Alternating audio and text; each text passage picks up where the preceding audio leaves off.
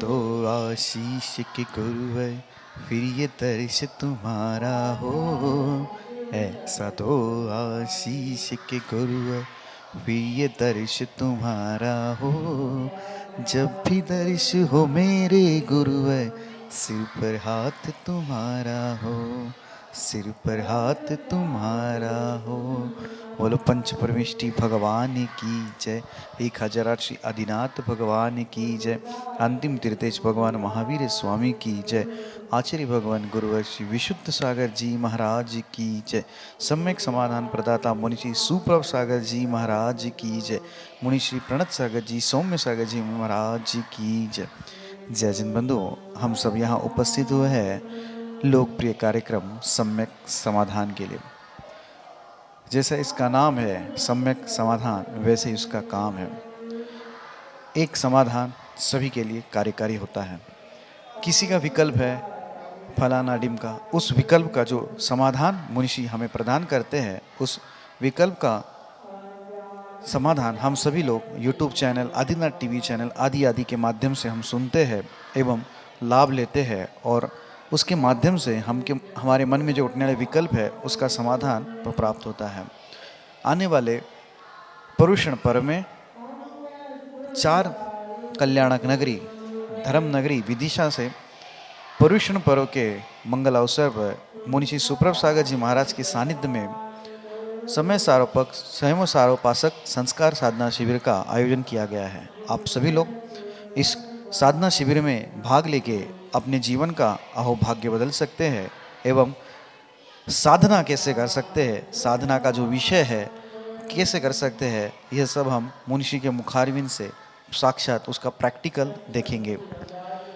सुबह से योग की क्लास, फिर ध्यान की क्लास, फिर पूजन अभिषेक, मुनिश्री के मंगलमय प्रवचन पर विशेष पर, उसके बाद आहारचर्या, शिविरार्थी की आहारचर्या, उसके बाद दोपहर की विशेष क्लास जिसमें एलईडी के द्वारा, एलसीडी टीवी के द्वारा आप सभी को एक ऐसी चीज़ दिखाई जाएगी जिसका आपका मंथन होगा।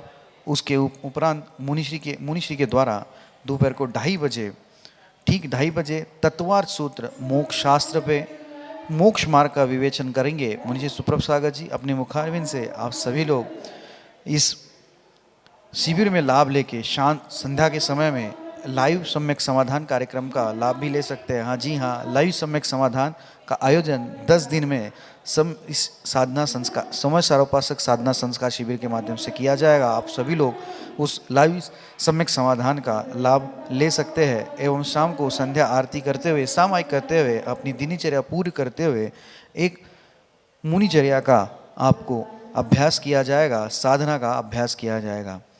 शुरुआत करते हैं आज के इस सम्यक समाधान कार्यक्रम को। मुनिषी के चरणों में कोटिशा नमोस्तु करते हुए मुनिषी प्रणत सागर जी महाराज से यह निवेदन करते हैं कि हे स्वामी, आज के कार्यक्रम को संचालित करते हुए गति प्रदान करें। नमोस्तु नमोस्तु नमोस्तु। ओम नमः सिद्धेभ्य। नमः श्रीवर्धमानाय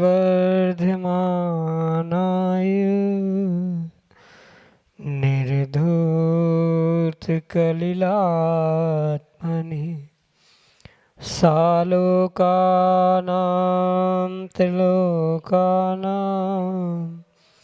यद्विद्यादर्पणायते यद्विद्यादर्पणायते।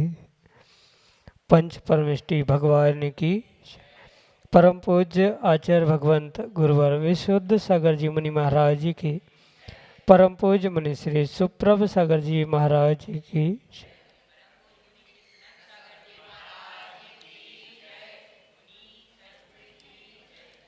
संसारी व्यक्ति के मन में अनंत विकल्प हैं, या अनंत विकल्प हैं, इसीलिए संसार है।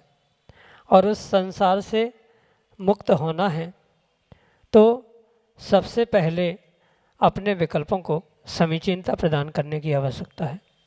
क्योंकि विकल्प यदि समीचीन है और उस समीचीन विकल्प का पुण्योदय से जब हमें सम्यक समाधान किसी निर्ग्रंथ गुरु से प्राप्त हो जाता है तो वही अनंत संसार हमारे लिए जो विकल्प अनंत संसार का कारण बन रहा था वही अनंत सुख का साधन बन जाता है।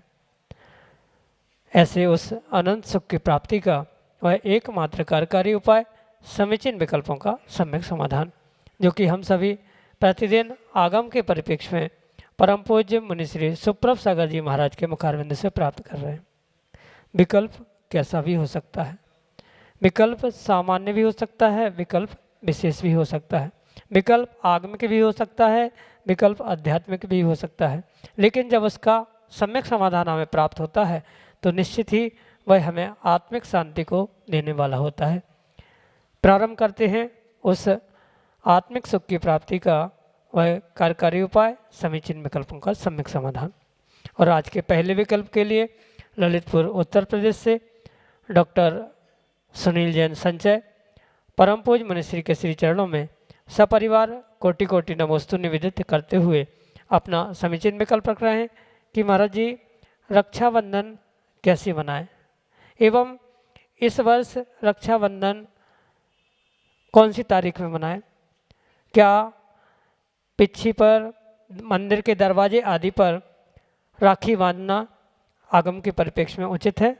हमारे समीचीन विकल्प का सम्यक समाधान करने की अनुकंपा करें। नमोस्तु महाराज जी, नमोस्तु। ओम नमः सिद्धम। परम पूज्य आचार्य भगवान गुरुवर विशुद्ध सागर जी महाराज की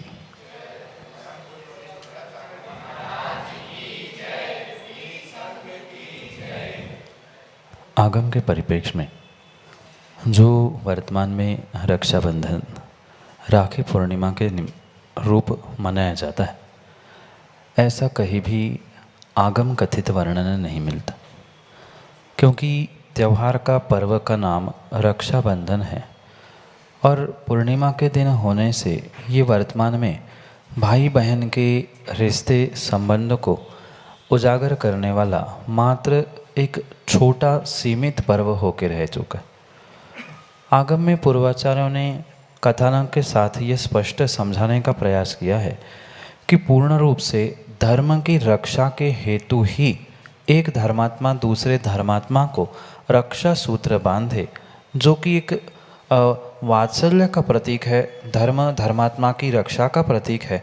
इस कारण से ही उसे रक्षाबंधन कहा गया। इसका दूसरा नाम श्रवण पूर्णिमा है, साथ में इसे वात्सल्य पर्व भी कहा जाता है।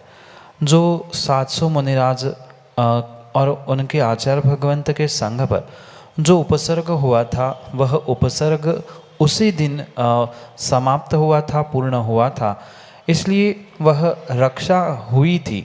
इस कारण से ही वह रक्षाबंधन पर्व मनाया जाता है। निर्ग्रंथ मुनिराज ने दूसरे निर्ग्रंथ संघ पर हुए हुए उपसर्ग को दूर किया था, वात्सल्य का अंग उन्होंने प्रदर्शित किया था, इसलिए ये वात्सल्य अंग भी है। साथ में ये समझने की विशेष आवश्यकता है कि मात्र इतना ही नहीं, अपितु भगवान श्रेयांसनाथ स्वामी का उसी दिन निर्वाण कल्याणक भी है। इन तीनों बातों को एक साथ लेते हुए ये रक्षाबंधन पर्व मनाने की आगम में परंपरा और कथानक प्राप्त होता है। भले ही यह त्रैकालिक पर्व नहीं है, पर तात्कालिक इन सभी घटनाओं को लेते हुए इन पर्व को उसी प्रकार से मनाने की आवश्यकता है। क्योंकि 700 मुनिराजों के 7 दिन बाद जो निर्विघ्न निरंतर आहार हुए थे, जिन घरों में आहार हुए थे, जिन धर्मात्माओं ने उनकी रक्षा की थी, उनकी रक्षा करने के लिए उनकी कलाई पे, उनके हाथों पर वह रक्षा सूत्र बांधते हुए धर्म की रक्षा का संकल्प लिया गया था। इसलिए ये वास्तव में रक्षा सूत्र या रक्षा बंधन पर्व ऐसा कहने में और प्रचलन में आता है। पर वर्तमान में जो भाई बहन के संबंधों को लेकर मात्र बहन अपने भाई के कलाई पे राखी बांधे, इतना ही सीमित इसका दायरा नहीं है। ये बहुत बड़ा धर्म का और धर्मात्माओं का, धर्म की रक्षा का एक बहुत महान पर्व है। और बिल्कुल उसी प्रकार से ही एक धर्मात्मा दूसरे धर्मात्मा के, चाहे वह भाई बहन हो नहीं हो, माता पिता हो, पति पत्नी हो या कोई भी हो, वह धर्मात्मा के कलाई पर रक्षा सूत्र बांधना, ये इसकी मुख्यता है। वर्तमान में मुनिराजों के पिच्छियों पे राखियों को बांधना, उस रक्षा सूत्र को बांधना, मंदिर के टेबल, दरवाजे, गेट आदि पर ये सूत्र बांधना, ये कहीं भी किसी पर प्रकार से आगमोक्त क्रिया नहीं है। निर्ग्रंथ मुनिराज स्वयं वीतरागी है, वीतरागी पूर्ण रूप से बनने का पुरुषार्थ कर रहे हैं और उनके उस पिच्छी पर राखी बांधना ये किसी भी प्रकार से उचित नहीं है, क्योंकि वे श्रावक नहीं हैं, निर्ग्रंथ बन चुके वीतरागी बन रहे हैं। तो उनकी पिच्छी पर या उन कहीं मंदिर किसी भी चौकी, टेबल, मंदिर, गेट आदि पर वह रक्षा सूत्र बांधना ये भी कोई आगम में कथित वर्णन नहीं है। मात्र एक धर्मात्मा दूसरे धर्मात्मा उनकी रक्षा के लिए सूत्र बांधता है, ये व्यवस्था वहाँ पे लिखी है, क्योंकि न धर्मो धार्मिक बिना धर्मात्मा के अभाव में धर्म नहीं होता। इसलिए धर्मात्मा की रक्षा धर्म की रक्षा का प्रतीक मानते हुए उसके लिए कलाई पर रक्षा सूत्र बांधने की व्यवस्था है। अन्य किसी भी प्रकार से पिच्छी पे, कमंडल पे या अन्यत्र कहीं मंदिर के गेट, दरवाजे, टेबल, चौकी आदि पर बांधने की व्यवस्था आगम में बिल्कुल भी नहीं है। पर लोग देखा से कि बहुत सारा कार्य करते आए हैं और वही करते रहे, जीवों ने सीमित कर दिया। बहन भाई के संबंध में मंदिर के चौखट, दरवाजे, टेबल आदि पर रक्षा सूत्र बांधते हुए, पर सच्चे दो धर्मात्मा थे जो धर्म की रक्षा करने वाले थे, उनके प्रति वात्सल्य का प्रतीक रूप ये रक्षा सूत्र बांधने की आवश्यकता थी। उसी प्रकार से श्रेयासनाथ भगवान को लड्डू चढ़ाते हुए ये रक्षा सूत्र धर्मात्मा और धर्म की रक्षा के लिए ये मनाने की आवश्यकता है। भले ही वर्तमान में इस वर्ष में ये जो पर्व मनाया जाएगा, लगभग सभी स्थानों पर 11 तारीख को ये पर्व मनाया जा रहा है, क्योंकि जो पूर्णिमा पूर्ण दिन की चाहिए थी वह तिथि और ज्योतिष की अपेक्षा से पूर्णता से ना होने के कारण वहाँ चतुर्दशी के ही आधे दिन, जब तक वह चतुर्दशी के बाद ये पूर्णिमासी आदि लगेगी, वहाँ से यानी 11 ही तारीख को हम रक्षाबंधन का या श्रवण पूर्णिमा का, राखी पूर्णिमा का त्यौहार मनाएं, उसमें कोई भी दोष नहीं। क्योंकि जब किसी तिथि का क्षय होता है तो उसके आगे या पीछे उसको मना सकते हैं। इसलिए हम 11 तारीख को ही लगभग पूरे भारतवर्ष में इस रक्षाबंधन को मना रहे हैं। तो सभी उसी तारीख में, उसी तिथि को रक्षाबंधन मानते हुए मनाएं, उसमें कोई दोष नहीं। यही आपके लिए सम्यक समझ। श्रीमती जयंती जैन, विदिशा, मध्य प्रदेश से महाराज श्री के चरणों में बारंबार नमोस्तु निवेदित करते हुए अपना समीचीन विकल्प रख रहे हैं कि महाराज जी पंचम गुणस्थान वर्ती के जब त्रस हिंसा का त्याग एवं स्थावर हिंसा की आवश्यकता होने पर विराधना होती है, तब उसके आर्त रौद्र ध्यान किस अपेक्षा से बताए जाते हैं। हमारे समीचीन विकल्प का सम्यक समाधान करने की अनुकंपा करें। नमस्ते महाराज जी, नमस्ते। पंचम गुणस्थानवर्ती जीव के आर्द्र रौद्र ध्यान होना पूर्ण रूप से संभव, भले ही उनकी कोई संकल्पी हिंसा नहीं है। त्रस जीवों की भी और स्थावर जीवों की भी वे संकल्पी हिंसा से भले ही दूर है, पर कथनचित जो हिंसा हो रही है उस हिंसा के निमित्त से ही नहीं, अपितु अन्य भी आर्द्र रौद्र के भेद वहाँ समझने की आवश्यकता है। जो इष्ट वियोग, अनिष्ट संयोग, वेदना, पीड़ा, निदान आदि रूप जो आर्द्र ध्यान कहे गए हैं, वहाँ किसी भी प्रकार से हिंसा का प्रादुर्भाव हो ही ये ज़रूरी नहीं है। इसलिए आर्द्र ध्यान तो वहाँ स्वाभाविक रूप से हो सकता है। जो इष्ट वस्तु, इष्ट व्यक्ति था वह बिछुड़ गया, दूर हो गया, उसके निमित्त से वह इष्ट वियोग रूपी आर्द्र ध्यान हो सकता है। वहीं पर अनिष्ट संयोग हुआ, कुछ कष्ट पीड़ा है, तो उसके निमित्त से यह निदान रूप ही वह आर्द्र ध्यान उस पंचम गुणस्थान वर्ती को हो सकता है, हिंसा के अभाव में भी, अहिंसा के साथ होते हुए भी। पुनः ये विषय समझना होगा रौद्र ध्यान के निमित्त से भी, क्योंकि रौद्र ध्यान मात्र हिंसा नंदी ही नहीं होता, अपितु परिग्रह नंदी भी रौद्र ध्यान माना गया है। और भी उसके जो भेद कहे हैं वहाँ ज़रूरी नहीं है कि हिंसा रूप ही परिणाम होने से ही रौद्र ध्यान होते हैं या आर्द्र ध्यान होते। उनके भेद प्रभेद आदि की व्यवस्थाओं को समझते हुए ये अवश्य समझना होगा। भले ही वहाँ पर वह हिंसा नंदी रौद्र ध्यान का पाया पूर्ण रूप से वहाँ मौजूद नहीं भी हो, पर परिग्रहानंदी आदि चौर्यानंदी आदि जो रौद्र ध्यान कहे गए हैं, उनका स्थान वहाँ पर होने से, उनका अस्तित्व वहाँ पे होने से कहीं ना कहीं वहाँ भी आर्द्र रौद्र ध्यान होगा। पर ये परम सत्य है, जितनी शक्त्यांश में, जितने तीव्रता से प्रथम गुणस्थानवर्ती आदि आदि नीचे के गुणस्थान वालों के होते हैं, वैसे पंचम गुणस्थानवर्ती का उतनी तीव्रता से आर्द्र रौद्र ध्यान नहीं होगा, पर गुणस्थान की विवक्षा से, अपेक्षा से उन दोनों की सत्ता वहाँ पर मौजूद है। अंश शक्त्यांश कम ज़्यादा हो सकते हैं, पर मात्र हिंसा का त्याग होने से, और वो भी त्रस हिंसा का त्याग होने से, वह आर्द्र रौद्र ध्यान से छूटता है, उसकी सत्ता नहीं होती, ऐसा नहीं कहा जा सकता। यही आपके लिए सम्यक समाधान।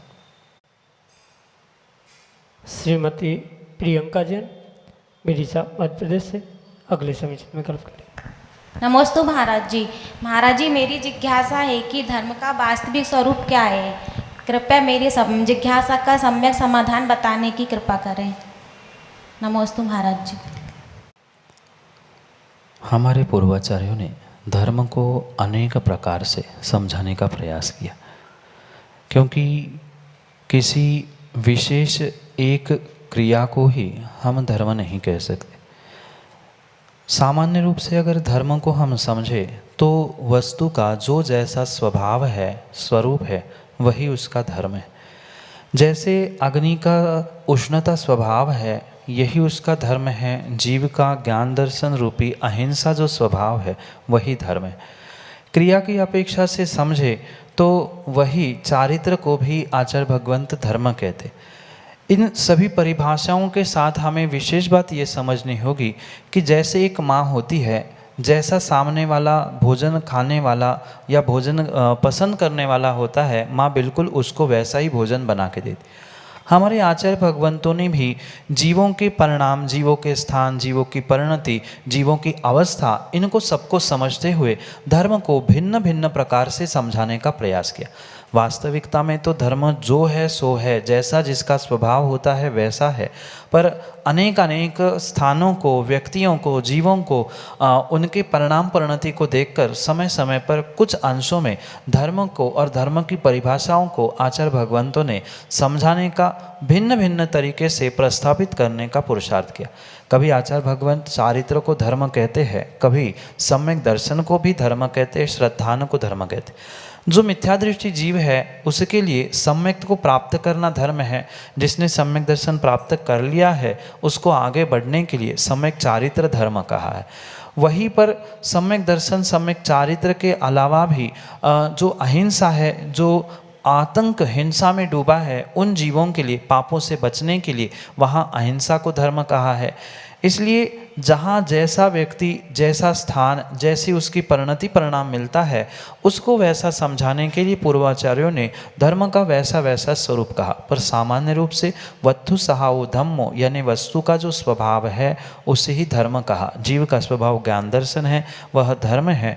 वही अहिंसा रूप होने से अहिंसा को ही हम परमो धर्म मानते हैं। दया करुणा अहिंसा के लिए ही होती है, इसलिए उस अहिंसा को भी धर्म कहा।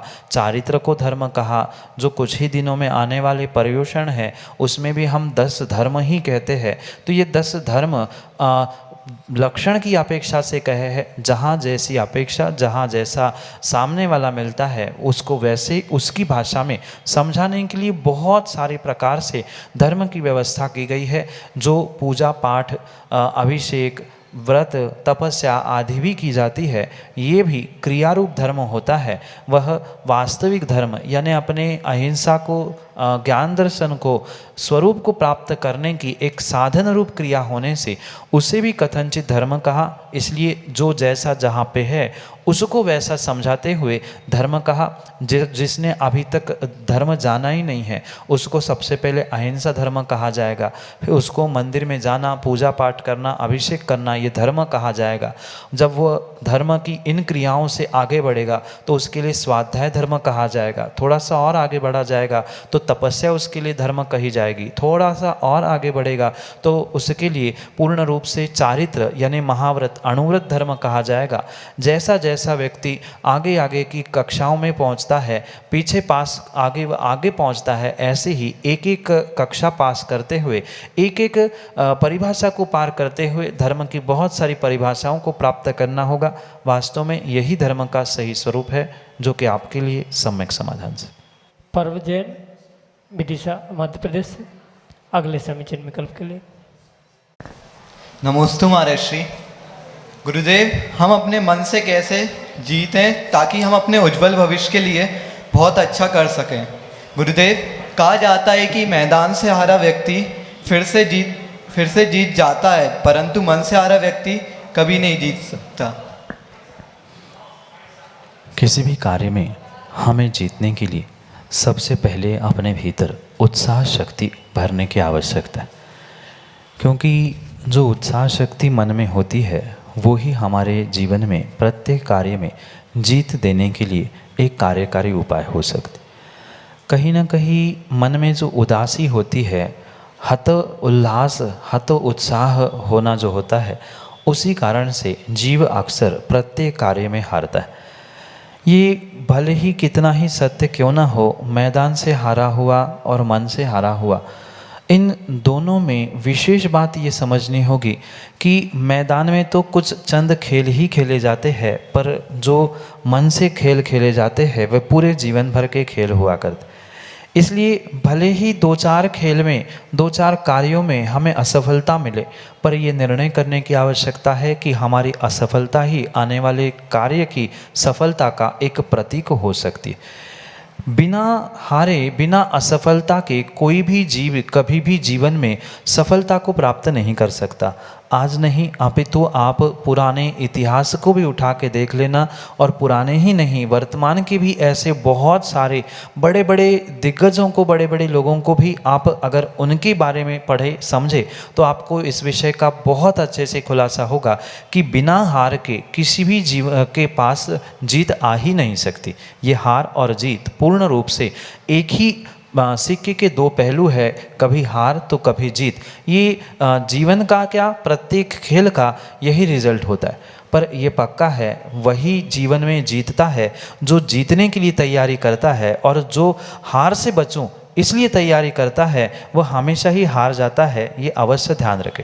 इसलिए जब भी किसी भी कार्य की तैयारी करो, सफलता चाहते हैं तो हम सफल बनने का ही पुरुषार्थ करें, जीत के लिए ही पुरुषार्थ करें। हार से बचने का पुरुषार्थ करोगे तो कहीं ना कहीं मन की उदासी, कहीं ना कहीं वहाँ नेगेटिविटी होने के कारण से आप अक्सर हार से बचने का जो प्रयास करता है उसके साथ यही देखने में आता है वो हारता ही है, और जो जीतने के लिए तैयारी करता है वह हमेशा ही जीतता है। इसलिए मन की तैयारी जीतने के लिए करें, तैयारी पूर्ण रूप से बेस्ट से बेस्ट यानी अच्छे से अच्छे के लिए करें। ठीक है, फिर क्वचित कदाचित पुण्य पाप का खेल के कारण पाप के उदय के निमित्त से जीत नहीं पाए या किसी भी प्रकार से सफल नहीं हो पाए, तो वहाँ हमें ये सोचना होगा कि उस समय की पुण्य के अभाव से ये कार्य हुआ है। पर हमें मन से हमेशा ही उत्साह के साथ और ऊर्जा के साथ, सेल्फ कॉन्फिडेंस के साथ काम करने की आवश्यकता है। जो मन से हारता है वह अपने सेल्फ कॉन्फिडेंस को, आत्मविश्वास को खो देता है।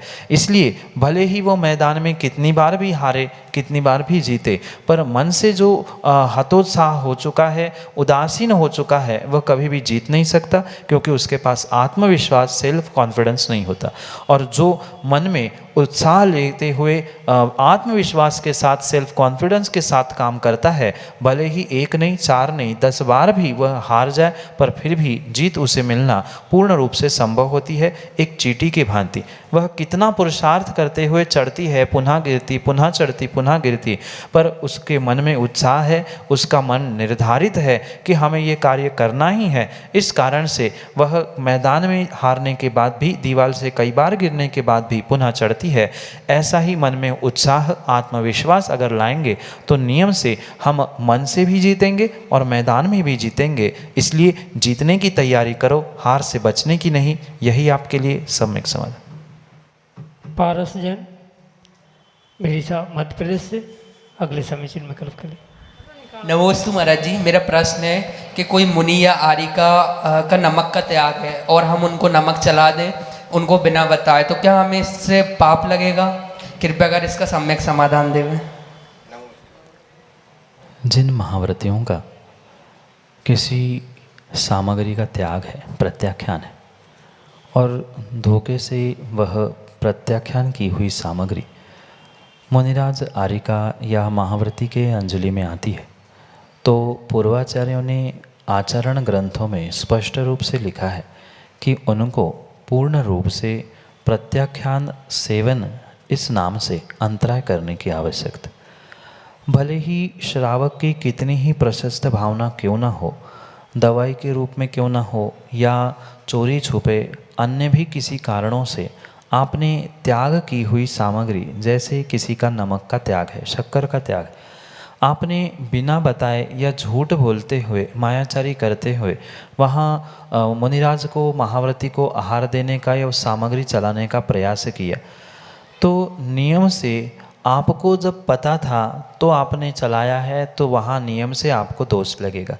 भले ही आपका अभिप्राय उनको दोष लगाने का नहीं था, उनकी चर्या को बाधित करने का नहीं था, उनके स्वास्थ्य के निमित्त से या अन्य भी किसी कारण से आपने जो ये कार्य किया है, कहीं न कहीं उनकी उस प्रत्याख्यान किए हुए सामग्री को आपने चलाया, इसके लिए आपको भी दोष लगेगा।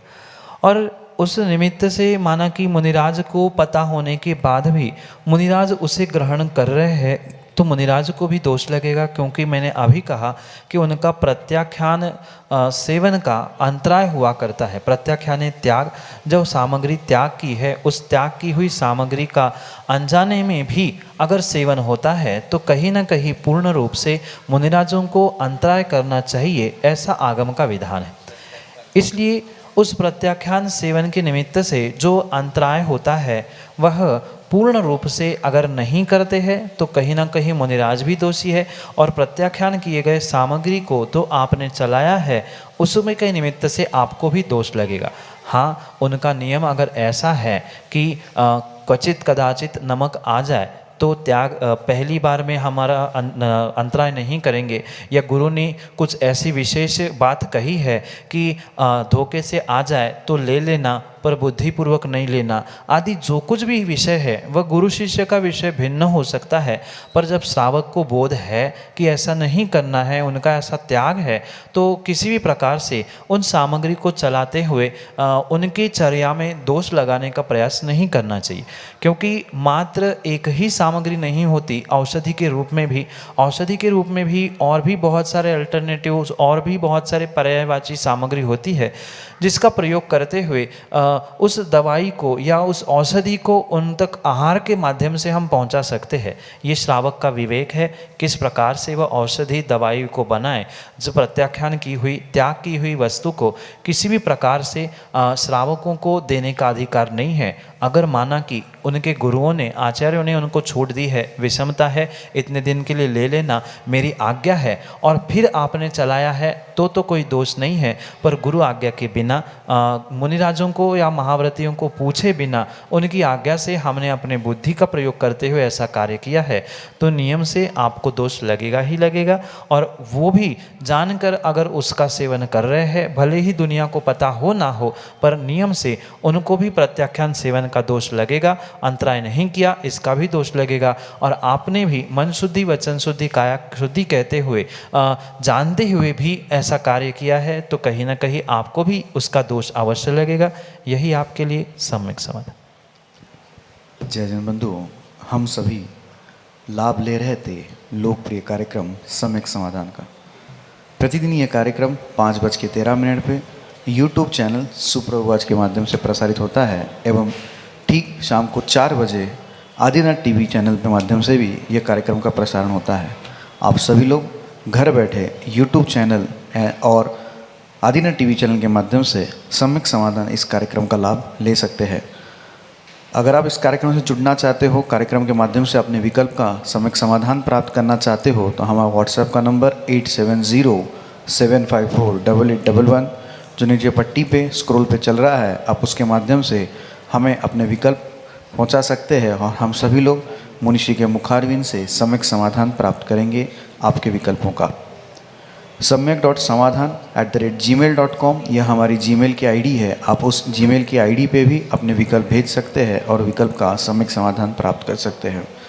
आने वाले पर्युषण पर्व में धर्मनगरी विदिशा में समय सारोपासक साधना संस्कार शिविर का आयोजन किया जा रहा है। आप सभी लोग इस साधना संस्कार शिविर में लाभ लेके अपने जो संस्कार है, अपनी जो साधना है, उसको आप गति दे सकते हैं। मुनिषि के सानिध्य में पूरे दिन भर के कार्यक्रम सुबह से लेके शाम तक, सुबह ध्यान, योग एवं पूजा अभिषेक के बाद मुनिषि के प्रवचन पर विशेष प्रवचन, और दोपहर में एक विशेष क्लास 1:30 बजे से एवं 2:30 बजे से मोक्ष शास्त्र पे एक विशेष क्लास मुनिषि के द्वारा एलईडी के माध्यम से आपको दी जाएगी। आप सभी लोग उस कार्यक्रम का लाभ लेते हुए अपने पर्युषण पर्व को अच्छी तरह से मना सकते हैं।